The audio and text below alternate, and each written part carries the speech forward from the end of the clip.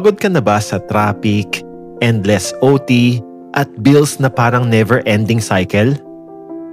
Siguro lagi mo nadidinig na, mag-business ka para yumaman. Pero paano kung ayaw mo talagang magnegosyo? Does that mean tapos na yung laban mo? Siyempre hindi. Kasi the truth is, ang daming empleyado, OFW, at professionals na umangat sa buhay kahit never silang nag-business. Ang secret? Tamang mindset at diskarte. Kaya sa video na to, I'll share with you yung mga practical steps na kaya mong simulan ngayon mismo. Gamit lang ang trabaho at resources na meron ka na. Ready ka na ba? Tara, umpisahan na natin.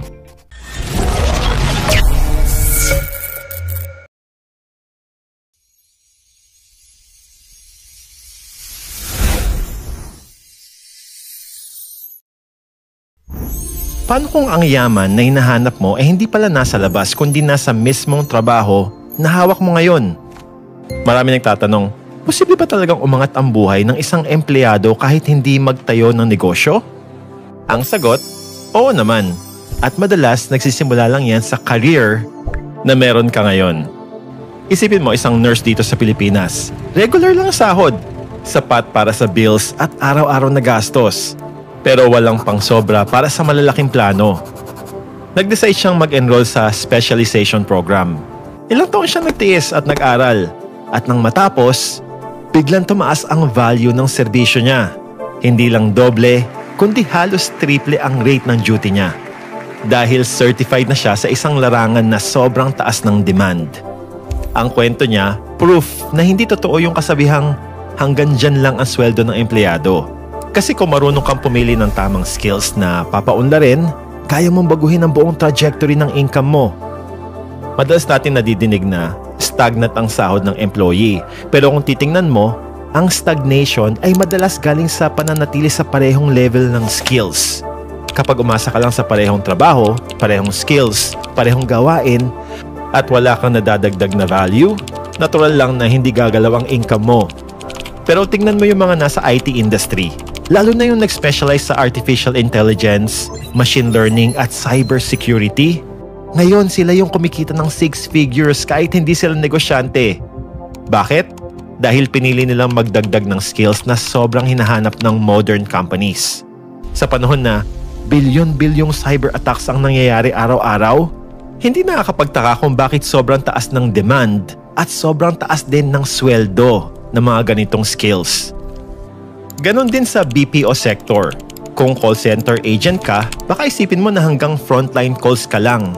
Pero tingnan mo naman yung mga nag-level up to team leader, quality lead, or even to operations manager.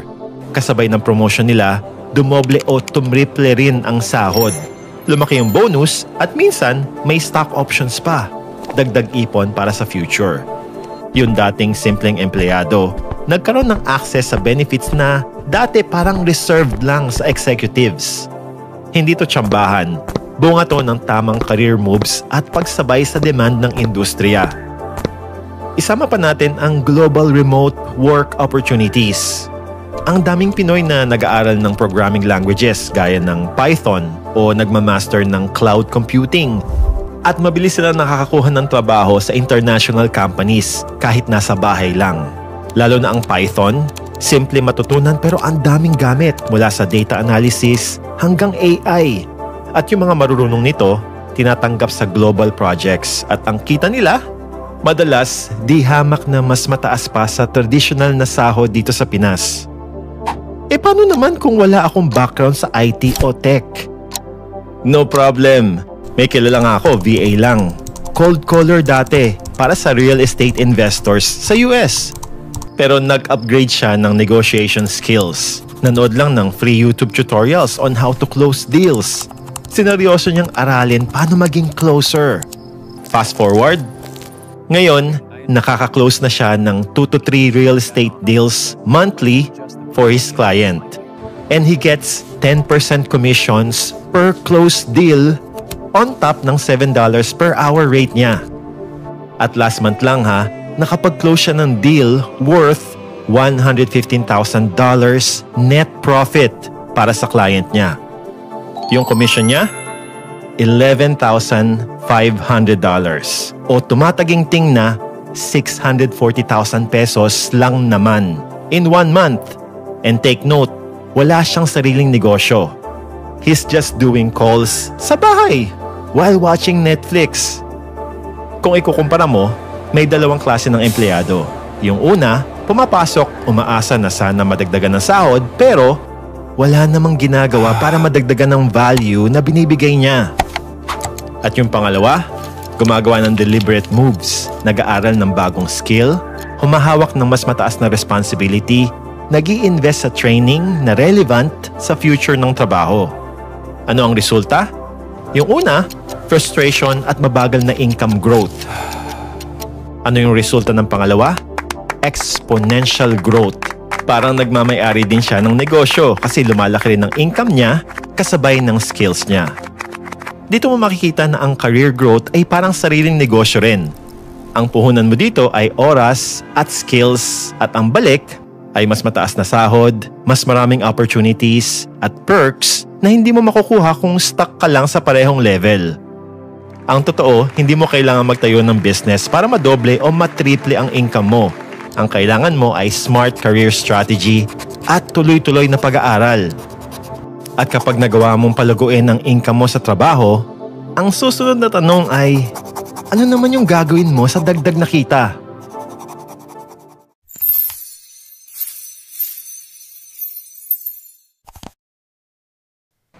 Alam mo ba na may paraan para kumita ng tax-free dividends at hindi to galing sa private company, kundi galing mismo sa gobyerno? Parang too good to be true, di ba? Pero totoo siya.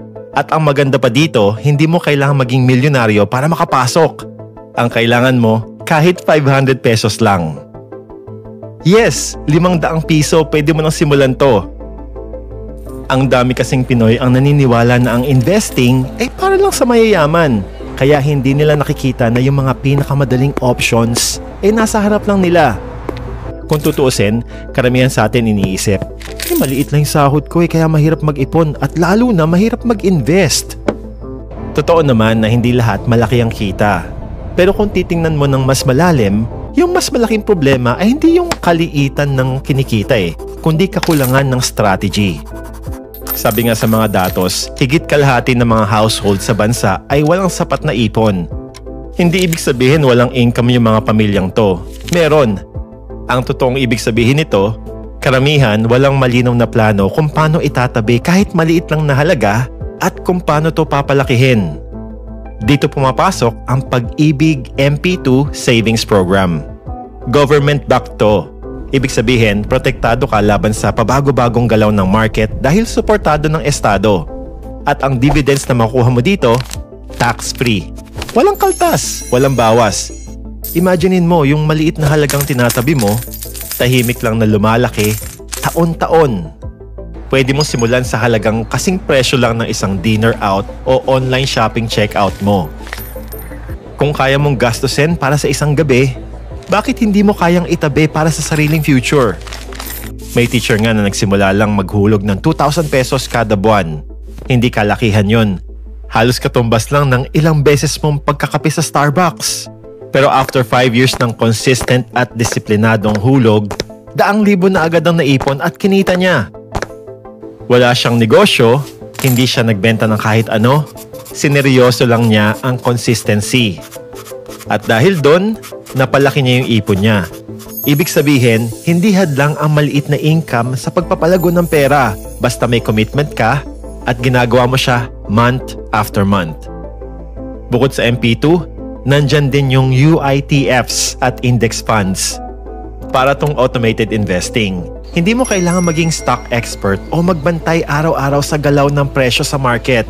Ang mga professional fund managers ang bahalang mag-diversify para sa'yo. Kaya mas ligtas siya kumpara sa isang stock na pwedeng biglang bumagsak. Halimbawa, may UITF na nakatutok sa bonds na ang goal ay steady growth. Perfect para makapag-ipon ka para sa tuition, retirement o future expenses. Samantalang ang index funds naman sumusunod sa galaw ng buong stock market index. Ang ibig sabihin, kapag umangat ang market, sasabay din ang investment mo. Kaya ito yung paborito ng mga long-term investors. Predictable ang paglago over time kahit may ups and downs along the way. At marami ring empleyado ang hindi alam na may access sila sa tinatawag na hidden wealth multipliers. Kasama dito ang insurance policies na may investment components, employee stock options at cooperative dividends. Minsan, automatic na binibigay ito ng kumpanya. Kaya kung may ganitong benefits, huwag mong sayangin. Dahil kahit maliit lang yung monthly deductions, after several years, pwede itong maging malaking halaga. Parang bonus na silently lumalago habang nagtatrabaho ka. Para mas solid ang foundation mo, importante ding sundin mo yung pay yourself first strategy. Isipin mo, may isang empleyado na nagtabi ng 3% lang ng sahod niya kada buwan. Diretso yun sa savings niya bago pa man siya gumastos. Hindi niya halos nararamdaman sa umpisa pero eventually, nasanay siya. Pagdating ng ilang buwan, ginawa niyang 10%. And then, eventually, naging 30% na. At dahil nauuna niyang itabi bago siya gumastos, hindi niya namamalayan na yung ipon niya ay lumaki na pala ng lumaki. Ito yung tinatawag na magic of compounding. Bawat maliit na piso na naitatabi at nai-invest, may kakayahang magparami ng sarili. Kapag sinama mo ang time plus discipline plus consistency, ang dating barya, pwedeng maging milyon. Pero tandaan mo, kahit gaano kaganda ang potential returns, hindi lahat ng investment ay pareho o guaranteed. Kaya importante rin na alam mo kung paano iiwasan ang mga risks na pwedeng makasira sa pinaghirapan mong pera. At syempre, makikisuyo naman ako sa iyo. Kung nagustuhan mo yung video na to, pakipitik mo naman yung like button. Salamat. Always remember, kahit gaano ka pa kagaling mag-save at mag-invest, laging may mga panganib na kailangan bantayan. Mga scam na nag-aalok ng too good to be true returns, mga utang na walang malinaw na plano, at mga mabilisang kita na wala namang basihan. Lahat yan pwedeng kumain ng ipon mo sa isang iglap. Kaya kailangan mong paghaluin ang disiplina at maingat na pagpili ng mga papasukin mong opportunities. Ang totoo, ang pagyaman ay hindi exclusive para sa mga CEOs o negosyante lang. Nasa kamay din to ng mga empleyadong marunong magpalago ng skills, marunong mag-ipon ng tama, at marunong gumamit ng tamang financial tools na available sa kanila. Hindi mo kailangan maging next business tycoon para umasenso. Kailangan lang ng malinaw na plano at consistent na aksyon. Kaya ngayon, challenge kita. Pumili ka ng isang simpleng hakbang na kaya mong simulan ngayon. Kahit maliit na hulog sa MP2. O kaya maliit na percentage ng sahod na pipilitin mong isave. O kaya naman kahit pagbabasa pa lang ng mga tungkol sa UITFs at index funds. Basta may simula. Dahil ang sikreto ng tunay na yaman ay hindi sa laki ng pera na hawak mo ngayon, kundi sa consistency at tamang mindset na inuulit mo araw-araw. At lagi mong tandaan to, ang maliit na desisyon mo today, pwede siyang maging pinakamalaking dahilan kung bakit magiging milyonaryo ka few years from now. Pero kahit anong effort mo, kung meron ka naman ng mga ugaling to, hindi ka din aasenso. Kaya alamin mo kung ano yung mga yon at baguhin mo ASAP. Maraming salamat sa panonood. Peace out.